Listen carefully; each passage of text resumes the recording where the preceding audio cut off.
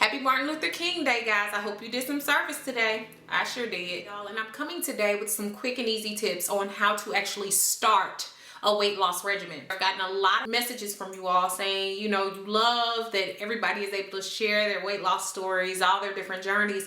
However, you never really know how to start. I've been thinking about 5 particular steps that I use, and now almost 7 years later, keeping this 108 pounds off. So, and I guess practically just going from this to this has really helped me understand the journey in itself. So I'm going to share with you all what are those basic things that help me. A lot of people ask me how to start, but a lot of times we know when we've reached our breaking point. For instance, for me, it was when my pants wouldn't close anymore. I wasn't going to keep buying pants. It was a little bit extra to keep buying pants. It was costly. On top of that, I was really tired of my lowered sense of self-esteem. And again, I've always said this. It does not mean that every person that's heavier has low self-esteem, because that's not true. However, for me, that was a big part of my low self-esteem. I knew I could be better in the sense that I didn't want to be obese. I wanted to be healthy. I wanted to be happy. I wanted to wear clothes that I wanted to wear. So I had to be at a point where I was at my breaking point. And that's where your transformation and your journey starts. It's like a breaking point in your head that you're like, I'm going to do this. And this is not a BS time. This is a time where I'm going to get my behind up. I'm going to do what's necessary to make this work. And I'm going to continue to do that for years to come and make that dedicated idea of it. And instead of thinking of it as temporary, you're kind of thinking of yourself as, this is for a lifelong struggle. This is a lifelong struggle. This is what I'm going to have to deal with. This is what I'm going to have to do. So I have to get to that tired breaking point first in order to make me want to move further in my health and in my weight loss. The next thing is think of what or why you're doing this. In my recent video, 10 easy tips for quick and fast weight loss, if you want to see that one, click there. I had to start thinking of the things that were making me do this. In the past, I wanted to lose weight because I wanted to look good to somebody. I wanted more male attention. I wanted to just wear certain outfits. I wanted to look a certain way. None of those are reasons that keep weight off or actually help you get through the whole weight loss process, because it's emotionally and physically distressing. Think of this as me. I'm the person that needs this. This is what I have to do for me. This is what I have to do for my family, for my kids, to be around for years and years to come, to be healthy, to not be obese, because I owe this to myself, because I'm worth it. Then and only then will you start to look at this as a journey that's necessary. So you have to think about what and why you're doing this for, not necessarily who you're doing it for. You can always hold yourself accountable. And on top of that, I'd like to think that many of you don't want to self-destruct. You want to know the right way to get through this and to make it the best journey possible. The biggest thing is to think of why you're doing this in the first place. And if it's not a worthwhile reason, you probably should rethink a weight loss journey. You might not want to start right now, and that's okay. A lot of us let other people pressure us into it, but that's not the right time. And you could either start this, be a detriment to your health, gain all the weight back plus some, because you're not ready. Be ready and know why you're doing this. Number 3 is go easy on yourself in food and workouts. Ease in. A lot of us want to, I'm gonna lose weight, I'm gonna run 26 miles tomorrow. No, sorry, Bob. You need to think about that situation. Anything you stick to takes steps, right? Anything you do takes easing in. It's not something that you just go full throttle.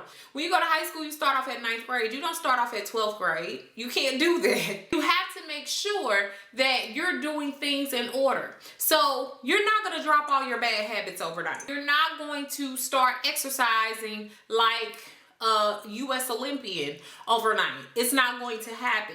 So you have to ease yourself in, and anything you ease yourself into, gradually build intensity to that regimen, then the more likely you are to be successful at it, because you're thinking of this as more of a building process rather than something that's ridiculous. Just with exercise, A lot of times people overdo it at the first of the year because they're like, I gotta lose weight. So they go and run forever or exercise on some machine forever. They wake up the next morning, they can barely move because all of their muscles are sore. They have never been used or haven't been used in forever. And what do? They quit. They find an excuse. Oh, I can't do it. I'm sore. It hurts. You have to ease into it. Everything you want takes a goal. So it's going to take piecing those goals together in order to think of this as a process and not just a right now fix. It took me a while. With food, I couldn't just drop, my fattening foods really quickly. I had to start making short little substitutes. There are a lot of things out there that you can substitute and eat instead of. You can start to make those substitutions rather than fully getting rid of things that you think of as bad. And a lot of times when we do that, we go get nasty stuff from the store, and that's not delicious. The next thing is consider the long run and not the right now. A lot of us want to look like Halle Berry right now. It's not gonna happen. A lot of us want to look like Rihanna right now. It's not gonna happen. You need to think about the long run. What do you want out of this situation? Not what you want next week. Not I gotta lose 10 pounds for this party. Not this wedding is coming up, I have to lose a lot of weight for that. That's not how you make this work. You have to think of the long run, and that keeps you going. One thing that I've told you all in the past is motivational power. One thing that I used to do was hang up pictures of people that ultimately I love their body type. And even if I didn't get that particular body type, I was going to work towards it. And for me, that was petite women.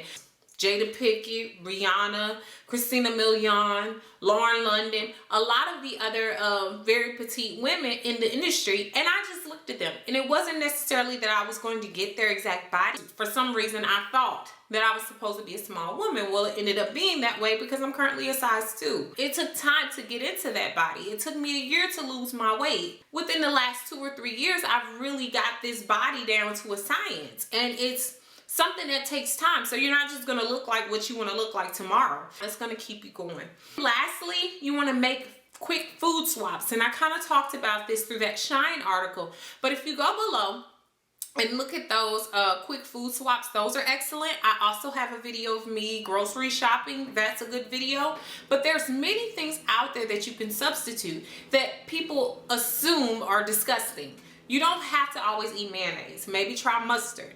You don't always have to have the big sloppy nasty pizza from Pizza Hut. Maybe you should go pick up a Kashi pizza. You don't always have to have ice cream. Maybe try fat-free sherbet instead, or perhaps Greek yogurt. There are a lot of things out there that we can substitute that we choose not to because we think healthy living is disgusting. Really, it's the other way around. That fattening, disgusting McDonald's drive-through, Wendy's life is disgusting. And so we have to find different ways to really treat ourselves better. And a lot of people think of it as timing. I don't really have the time, but do you have the time to die? I hope you have time to live. Those are 5 quick essential ways to start a weight loss program, which is going to take research, which is going to take mental soul and searching and all of that. But I hope that this has helped. I have a lot more to come, guys. Beautiful brown baby doll. Peace.